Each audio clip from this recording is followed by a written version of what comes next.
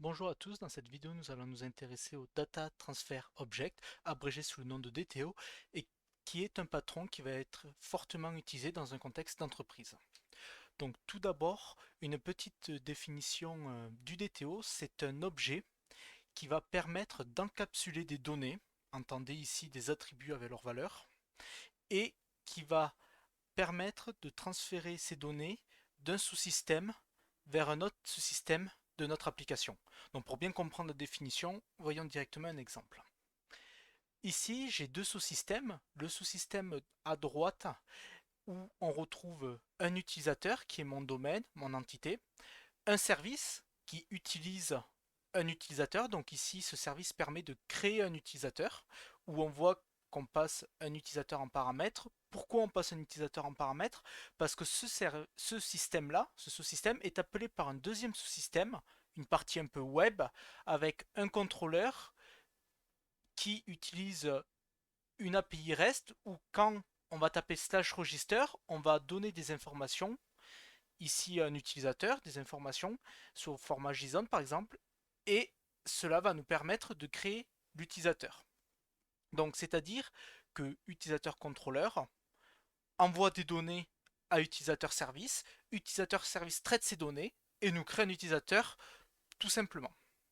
Donc la question à se poser, c'est savoir quelles doivent être les données qui doivent transférer entre mon interface graphique et mon système.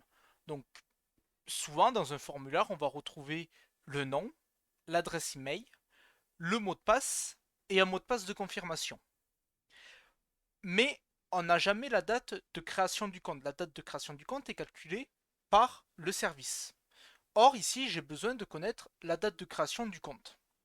Également, ici, j'ai un mot de passe et un mot de passe de confirmation, tandis que quand je crée mon utilisateur, j'ai besoin de sauvegarder que le mot de passe. Vérifier que le mot de passe est égal au mot de passe de confirmation, c'est pareil, c'est la classe utilisateur service qui va s'en occuper.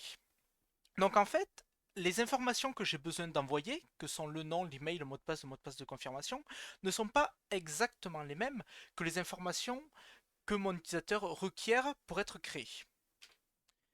Donc pour être créé, mon utilisateur, il demande un nom, un email, le mot de passe, la date de création et ne demande pas de mot de passe de confirmation. A noter que ces deux dernières caractéristiques sont calculées par le service. Donc on a un petit problème entre les données que je souhaite envoyer et les données que j'ai besoin. Et c'est là où va intervenir le patron DTO.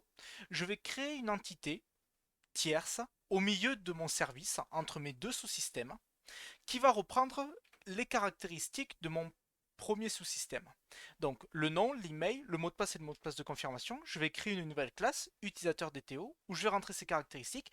Et maintenant, mon contrôleur qui va vouloir communiquer avec mon service, il ne va plus utiliser un utilisateur, la classe ici, il va utiliser un utilisateur DTO qui lui contient les bonnes caractéristiques. Maintenant, mon utilisateur service, il va récupérer ces caractéristiques, vérifier que les mots de passe sont égaux et créer à travers ces caractéristiques, à travers les getters et en utilisant les setters, créer un vrai utilisateur de type utilisateur.